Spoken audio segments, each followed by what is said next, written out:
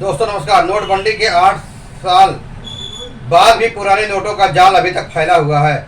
Hapur police और स्वाट team ने हाल ही में एक ऐसे गिरोह का पर्दाफाश किया जो टेलीग्राम ऐप का इस्तेमाल करके करोड़ों के पुराने नोटों का सौदा कर रहा था। इस रैकेट के पास से 78,50,000 रुपए की पुरानी करेंसी बरामद हुई। सवाल यह है कि आखिर इतने साल बाद ये नोट किस काम आ सकते हैं और कौन लोग इस खेल में शामिल हैं। आइए जानते हैं पूरी कहानी। हापुड़ के चितौली रोड पर एक स्क्रैप फैक्ट्री के पास पुलिस को मिली एक गुप्त सूचना और फिर हुई कार्रवाई जिसने सबको चौंका दिया। कोतवाली हापुड़ नगर क्षेत्र में पुरानी करेंसी का खेल चल रहा था।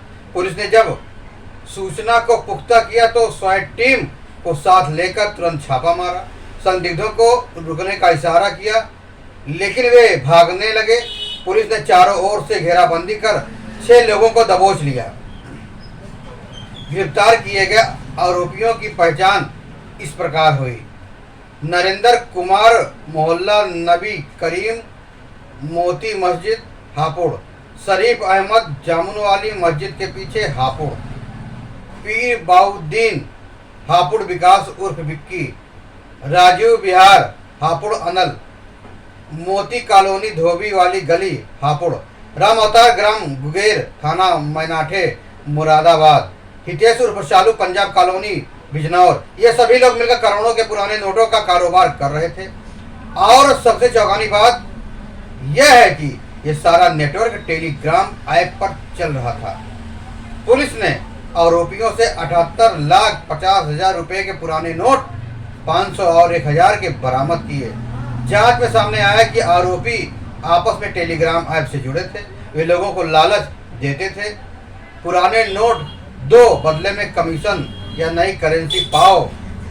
यही तरीका अपना कर गिरोह धीरे धीरे करोड़ों की करेंसी जमा कर रहा था। दरअसल टेलीग्राम जैसे ऐप पर ग्रुप बनाकर इस तरह के आपराधिक गुप्त नेटवर्क चलाते हैं जहां उनका पता लगाना मुश्किल होता है। पुलिस और स्वाट टीम ने संयुक्त रूप से ऑपरेशन को अंजाम दिया। बिना समय गंवाए रेड की गई और गिरोह को दबोच लिया। पुलिस अब इस रैकेट से जुड़े अन्य लोगों की तलाश कर रही है। शक है कि इनके संपर्क कई राज्यों में फैले हो सकते हैं क्योंकि बरामद मोबाइल फोनों की कॉल डिटेल और चैट हिस्ट्री खंगाली जा रही है। पुलिस की माने तो यह नेटवर्क सिर्फ हापुड़ ही नहीं बल्कि पड़ोसी जिलों और बड़े शहरों तक फैला हो सकता है। याद दिला दें कि 2016 में केंद्र सरकार ने 500 और 1,000 रुपए के नोटों को प्रतिबंधित कर दिया, लेकिन आज भी इन नोटों का इस्तेमाल अवैध लेन देन, हवाला और ब्लैक मनी के लिए किया जा रहा है। यही वजह है कि पुलिस ऐसे रैकेट पर लगातार नजर बनाए हुए है। लेकिन सवाल यह है, क्या ये कारोबार कभी खत्म हो पाएगा? 78,50,000 के पुराने नोट बरामद कर पुलिस ने बड़ी कामयाबी हासिल तो कर ली, लेकिन यह कहानी सिर्फ यहीं खत्म नहीं होती। ऐसे रैकेट समाज और अर्थव्यवस्था को नुकसान पहुंचाते हैं। अगर समय रहते कार्रवाई ना हो तो ब्लैक मनी और फेक करेंसी का खतरा और बढ़ जाता है।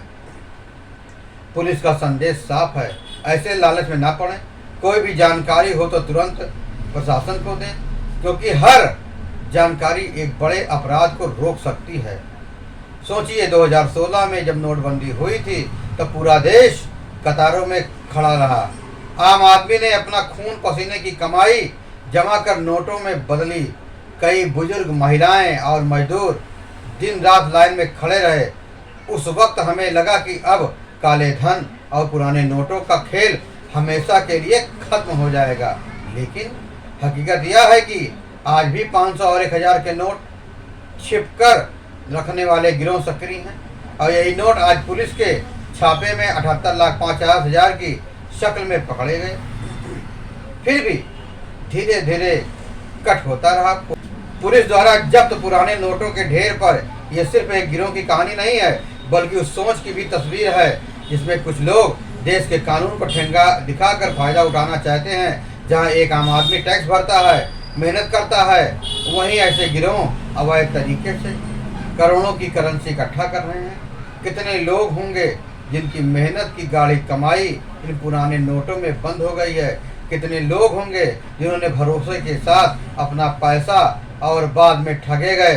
सोचिए उस दर्द को जब किसी को यह पता चलता होगा कि उसकी मेहनत के नोट अब सिर्फ रद्दी के टुकड़े हैं। भीड़ भाड़ वाले बाजार, काम करते मजदूर, परिवार में छोटे छोटे खर्चों की झलक। फिर कट पुलिस की गिरफ्तारी और हथकड़ी लगे आरोपियों को पुलिस की कार्रवाई वाकई सराहनीय है। लेकिन सवाल अब भी वही है, ऐसे रैकेट आखिर कब तक चलते रहेंगे? क्या कानून की पकड़ से बचना इतना आसान है? क्या नोटबंदी के बावजूद इस तरह की मानसिकता को खत्म किया जा सकेगा? आपको यह खबर कैसी लगी कृपया कमेंट बॉक्स में कमेंट देना ना भूलें। फिर मिलेंगे नई जानकारी के साथ, नई खबरों के साथ। तब तक के लिए जय हिंद, वंदे मातरम।